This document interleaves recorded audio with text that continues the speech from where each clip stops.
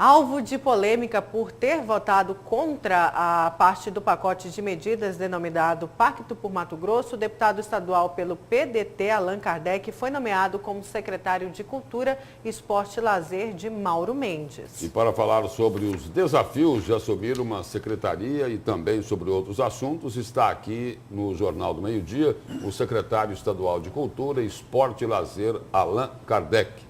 Boa tarde, secretário. Boa tarde, Lúcio. Boa tarde, Nayara. Boa Prazer tarde. voltar aqui no programa. Secretário, antes de falar sobre a cultura, só uma perguntinha aí sobre esse posicionamento dos deputados que votam a favor dos servidores. Os deputados que fazem parte da base do governo Mauro Mendes conversaram com o governador sobre essa posição, todos eles? Sim, especialmente a minha posição. Eu fiz campanha para o governador, visitei junto com ele 10 municípios base e grandes municípios do estado, dialogando com os profissionais de educação, que é a minha base. Eu sou professor, a minha esposa é professora, a gente vive numa casa de professores da rede estadual.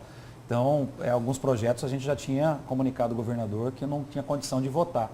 A gente vem de uma base sindical de longos anos, né? Então, a pese dos 6 projetos, a gente votou junto com ele, a grande maioria, inclusive a reforma administrativa que os sindicalistas, companheiros nossos, pediram para que a gente não votasse. Eu votei firme com o governo também na reforma administrativa, questão do FETAB, a questão do decreto de calamidade financeira, enfim. E tentamos fazer um diálogo da melhor maneira possível entre governo e servidores, que passou então esse mês de janeiro aí, aprovando todos os projetos que o governador mandou para a Assembleia. O governador essa semana falou aqui no Jornal do Meio-Dia que ele até entende, né, essa posição dos deputados, mas ele lembrou também o seguinte: olha, eles foram eleitos para defender os interesses de todo o Estado, não só de um setor. Será que é um aviso aí, sim, deputado, que de repente o governo pode reconversar essa questão com os deputados da base? Não, mas eu acho que funciona assim, Lúcio, Nayara e todos que nos assistem. O governo vai ter uma base sólida e em determinados projetos essa base pode ser ampliada. E eu acredito que isso é normal do parlamento, da relação do parlamento com o executivo. Eu que venho de oposição do ex-governador Pedro Táxi, em alguns momentos eu votei a favor dos projetos e a gente fez uma composição. Então eu acredito que o governador Mauro não terá dificuldade com isso na Assembleia Legislativa e é óbvio que nós, mas lá deputados, no governo Pedro Táxi o senhor era oposição, né? Oposição. O senhor não estava na situação, que é o caso de hoje, não é? Não, hoje eu sou situação... Não, eu estou dizendo, o caso dos deputados da bancada, muitos fazem parte da base de apoio do governo.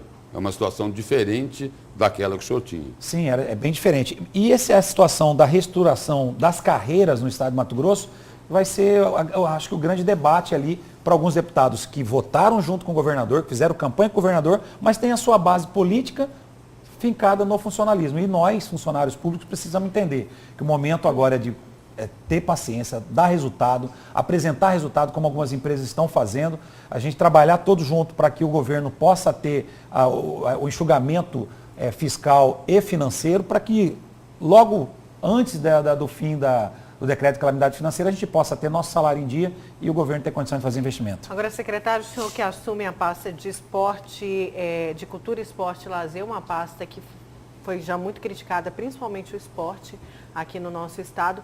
É um momento difícil, né? Vai ser um grande desafio, porque o governador já deixou claro que ele tem outras prioridades, principalmente nesse momento de crise. Como conseguir tocar essa pasta e fomentar o esporte que é tão criticado aqui em Mato Grosso? A falta de fomento. Nayara, eu estou muito tranquilo e bastante esperançoso com essas pastas. A pasta da cultura, esporte e lazer. Ontem nós já reabrimos o Museu de Arte Sacra, uma parceria com um instituto que está tocando lá há muito tempo. A gente conseguiu no final do ano passado fazer um primeiro pagamento, mas agora assinamos esse contrato.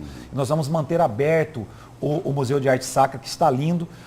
Fizemos um compromisso junto com o secretário Rogério Galo e com o governador que o recurso destinado para o Fundo de Desenvolvimento do Esporte, que é o Funded, oriundos das receitas da Lei Pelé e também das receitas da loteria esportiva, vão ser garantidos para o desenvolvimento do esporte, especialmente do esporte amador e do desporto escolar. Infelizmente, o governo passado não aconteceu isso, acabou-se com jogos escolares, jogos estudantis de seleção, atrasou-se muito o pagamento do Bolsa Atleta. Então, são questões que a gente já tem uma garantia e eu tenho certeza que com esse pouco recurso, dá para aproximadamente 5 milhões de reais, para que a gente não pare de fazer o fomento do esporte nós vamos estar todo dia cobrando isso, o compromisso tanto do nosso secretário de Fazenda quanto do nosso governador por ter nos colocado à frente dessa pasta.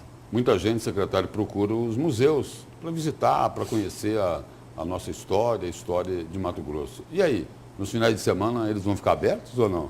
Uma notícia boa agora, Lúcio. Porque sempre ficava fechado. Sim, os museus estavam fechados no final de semana, um erro, até porque o final de semana é o dia do lazer, o dia do tempo livre. As visitas na nossa cidade de Cuiabá, eles se dão mais no final de semana, então nós reabrimos já o primeiro museu com portas abertas sábado e domingo, a partir de quarta-feira. Segunda e terça é expediente interno para reorganizar o museu. Quarta, quinta, sexta, sábado e domingo está aberto já o nosso Museu de Arte Sacra e nós temos uma programação, vou passar Isso aqui para vale vocês. para todos eles? Vou passar para vocês essa programação que nós vamos fazer uma reabertura oficial por mês. Tem museu que já está aberto, mas nós vamos reorganizar isso como Museu de História Natural, que fala da pré-história de Mato Grosso, que é lá na Beira Rio. O Museu Casa dos Governadores, que já está aberto, mas nós vamos organizar novamente essa programação. Nós temos o Museu Histórico, então o governador deu para nós essa determinação que a gente possa fazer uma abertura por mês e até a metade do ano nós estaremos com todos os museus abertos para visitação do público. E outra crítica também é o centro histórico, né? Todas as construções históricas que a gente tem aqui. Teve até o desabamento de uma casa histórica no centro da capital, quando teve aquela forte chuva semanas atrás. E é preciso uma atenção maior também para o berço da nossa história, né, secretário, que não teve em outras gestões.